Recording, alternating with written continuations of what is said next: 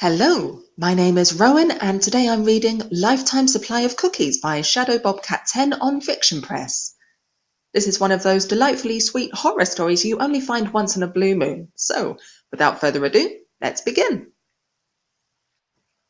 Hannah had three sisters. Amy, the oldest, was tall, blonde, and a great athlete. All the boys loved her, and she loved all the attention. Joan, the second oldest, had brown hair and beautiful grey eyes. She was shy, and her other sisters didn't bother her much. Hannah, the third oldest, had light brown hair and green eyes the colour of a forest. She loved cookies, almost more than people, and only because she didn't have to make the choice yet. Last we have Rachel, the youngest sister, who was a pain to everyone around her. She had unruly ash-blonde hair and was a total prankster. Now that we know who everyone is, let's get on with the interesting part of the story. The four girls lived in a small fairy tale cabin in the middle of a forest. One day, Hannah took a stroll in the woods. She crossed the usual stream, weaved through a deer trail to a clearing, and gazed at the wildlife on the other side of the tree line. On the other side of the tree line, sinister things were said to occur. Some said there was a lady demon on the other side who gave her unfortunate guests illnesses no man knew how to cure, and stranger things beyond reason. Hannah really wanted to go beyond the tree line. Amy, who always took care of her sisters, had followed Anna and called the green-eyed sister in for a fresh batch of, you guessed it, cookies.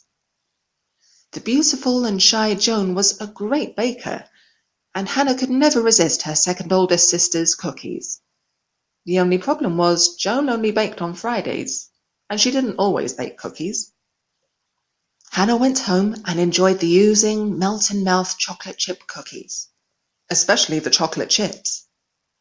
She couldn't live without chocolate chips and cookies. Too bad Joan didn't ever put enough. After gulping down 10 cookies in one sitting, Hannah headed out to the clearing just beyond the magical tree line again. Staring into the forest, she decided it was time to adventure into the dark pine forest beyond the tree line of the oak forest she lived in. The first thing Hannah realized was she still had 5 cookies in her pocket. She quickly inhaled them. The second and less important thing Hannah realized was that the air had become alarmingly cold. On the pine side of the forest, the pine needles blocked out all sunlight, and nasty noises bounced around the shadows. Hannah shivered, but continued on her adventure.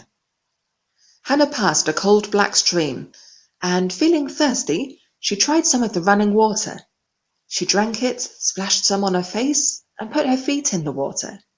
About 5 minutes later, she realized something weird. Her body was becoming numb. While she was still able to move her limbs, Hannah rushed out of the river in a quivering mess. Collapsing onto the cold, icy bank, Hannah promptly fell asleep. And no, she didn't die of hypothermia because we haven't gotten to the cookie feast part yet. In the morning, which didn't feel like morning because the light level was the same as the night in the pine forest, Hannah woke up to the face of a young ginger girl, no older than 10. The girl's leaf-green eyes, so much like Hannah's, bore into Hannah's mind.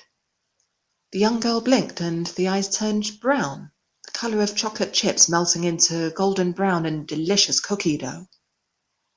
"Do you want a cookie?" the young girl asked. Hannah's mouth watered. The scent of fresh-baked cookies filled her nose. "Yes," Hannah exclaimed. Where do you have cookies?" The redhead pulled a cookie out of thin air like magic. Hannah oohed. "How did you do that?" Hannah asked.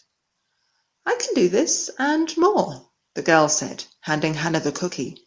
"Do you want a lifetime supply of chocolate chip cookies?" Hannah nodded so hard it looked like her head would swing off. "Yes, double yes." The ginger handed Hannah a velvet pouch. "Now, if you do as I ask, this pouch will supply you with unlimited cookies. If you lose it," the ginger threw it into the river, "just count to 3. The bag appeared in her hand. And voila! What do you ask? Hannah begged. Whatever it is, I'll do it. The redhead smiled. I want the heads of your 3 sisters. Hannah gasped. How could I do that? You don't have to if you don't want, the young girl smiled. But if you want the cookies, this is what you must do. And with that, Hannah appeared back on the bright side of the tree line with the warm brown pouch in her hand. Hannah stuffed her hand in the pouch to see if she could pull a cookie out. No luck. It looked like the strange cookie-eyed girl wasn't joking. She really did want the heads of Hannah's 3 sisters. When Hannah got home, her sisters hugged her dearly. Even the youngest sister, Rachel, told Hannah she missed her, which was rare. By then, Hannah already decided what to do. After digging 3 graves in the clearing, Hannah went home and pulled a warm, gooey, chocolatey cookie out of her brown velvet pouch. This story was originally written for a contest on Pinana, so I've included a link below. Shadow also writes fan fiction, so I've included a link to that too. Please don't forget to like and subscribe to us, and we look forward to seeing you in the next video. Goodbye for now.